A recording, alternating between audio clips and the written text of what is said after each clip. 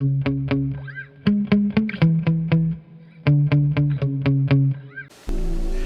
you for visiting this video segment of Dr. AFib. I'm Dr. Morales.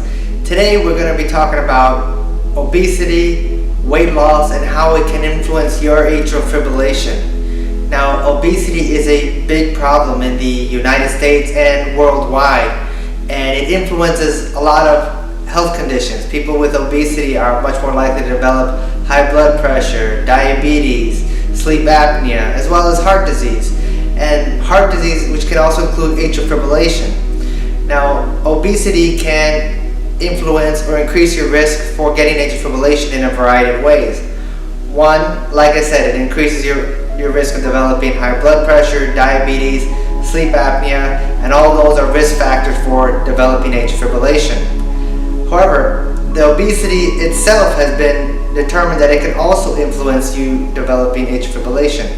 Fat cells have been found that they can increase and secrete hormones, including inflammatory hormones, which can also in themselves increase the risk of atrial fibrillation.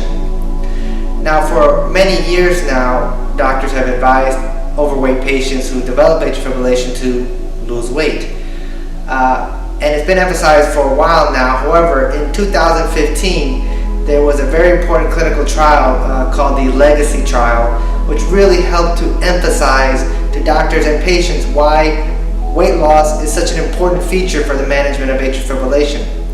And in that study, over 1,000 patients were studied over a 5-year period, so it was studied for several years, and they found that patients who lost over 10% of their body weight had over 6-fold improvement in their atrial fibrillation. And many of those patients were free of atrial fibrillation who lost a significant amount of weight.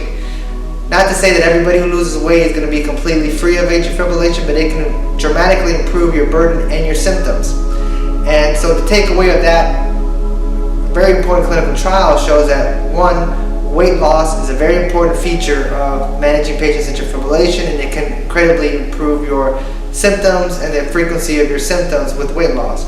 Two, this is a long-term situation in order to be able to improve atrial fibrillation. Weight loss should never be a quick fix. It is something that takes time. It may take even years to reduce weight and get you to the goal weight that you want to be at.